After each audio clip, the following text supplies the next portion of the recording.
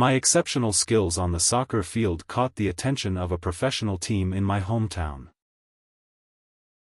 It was a dream come true to the hours of dedication I had put into the sport. A chance to play with professionals finally arrived. Though the coach had his reservations, he relented after witnessing my potential during training sessions. My initial role was to train and play alongside the team, adhering to a rigorous diet that honed my physique.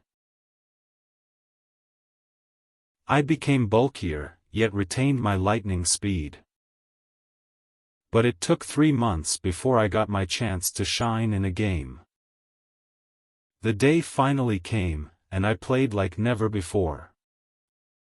Positioned as the right forward, I showcased agile ball-handling skills, scored a goal, and orchestrated numerous successful passes.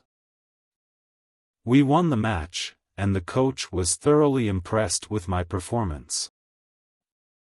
It was a pivotal moment, as I realized that my unique style, dribbling past opponents, and unleashing precise shots were not only effective but captivating to watch. My teammates appreciated my selfless play style, as I continually set them up for success. The media caught wind of my ascent, and soon, my name was a constant presence on the radio and in the news. I had become a valuable asset to the team, and my fellow players and fans celebrated my contributions. At the tender age of 19, I had already amassed a legion of friends and enthusiastic fans. People admired my speed, precision, and defensive prowess. The spotlight was now on me, and it brought admirers, especially from the opposite gender.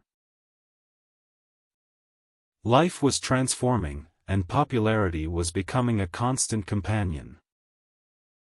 After a successful period of 15 months, I was offered an opportunity to play for an even more prominent team, with a promise of future riches. Joining the new squad, I quickly established myself as a key player, contributing my skills and flawless passes to ensure our victories. With each triumph, we climbed the league rankings, leading to financial bonuses for all the players. Post-game celebrations evolved into extravagant parties, replete with dancing, drinking, and adoring fans, especially young women. The euphoria sometimes led to excess, with drugs making sporadic appearances.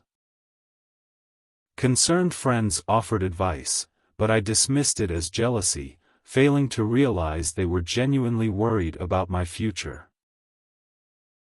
I was now receiving substantial monthly paychecks, endorsing commercials on TV, and living a lavish lifestyle. Multiple properties, fast cars, and a sprawling farm became my possessions, but their allure was fleeting.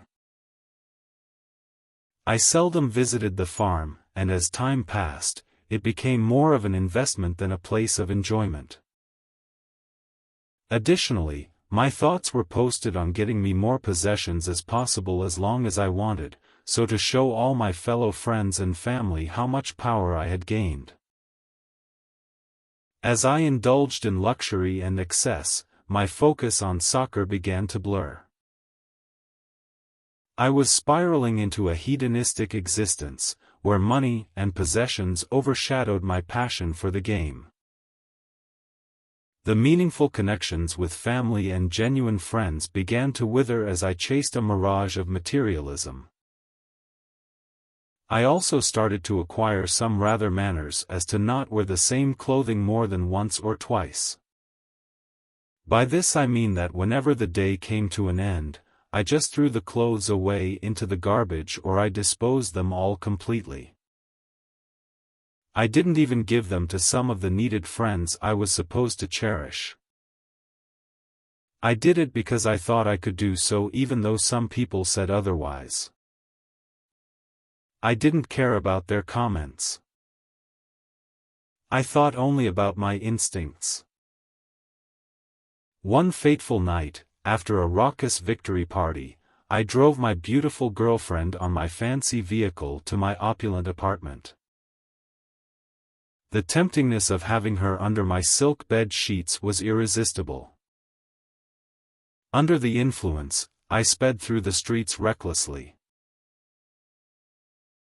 Moments later, I lost control of the vehicle and crashed into a parked car, and the speed was so high that it caused the car to fly up into the air and to land upside down. Next, I found myself lying on the cold pavement, my girlfriend unconscious but unhurt. My injuries were significant, and my world was spinning out of control. In the midst of confusion, an enigmatic figure emerged. His voice was gentle, but his words pierced my conscience. He asked me to reflect on the choices I had made, the needless acquisitions, the neglect of family and friends, and the disdain I had shown for the less fortunate. I admitted to my greed, and he smiled warmly. In that moment, a profound realization washed over me, a reckoning that transcended the pain in my body.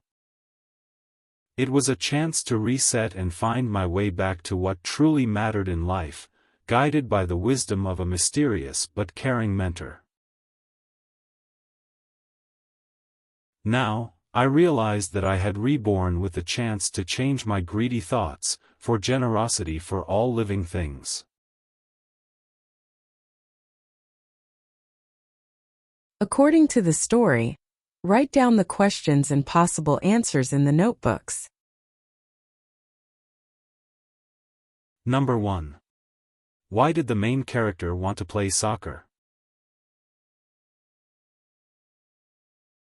Number 2.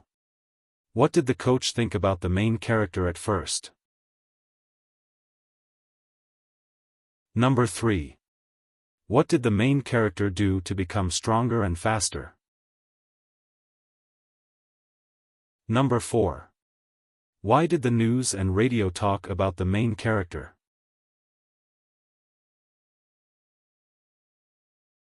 Number 5. What made the main character a good soccer player? Number 6. What happened during the main character's first game? Number 7. How did life change for the main character at 19 years old? Number 8. What happened when the main character joined a bigger soccer team? Number 9. What did his friends say about his new life? Number 10. How did the main character treat other people as he became rich? Number 11. Why was being famous hard for the main character? Number 12. What bad choices did the main character make with his money? Number 13. How did his actions show he was forgetting his love for soccer? Number 14. What does the car accident say about his life at that time? Number 15. Who was the old man, and how did he help the main character? Number 16. What could the main character do to stay kind and humble? Number 17. What did the man do after he wore some clothes? Number 18. What lesson can we learn from the car accident?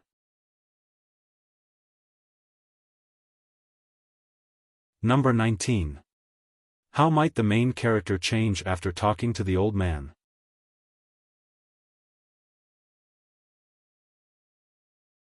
Number 20. If you were the main character, what would you do differently?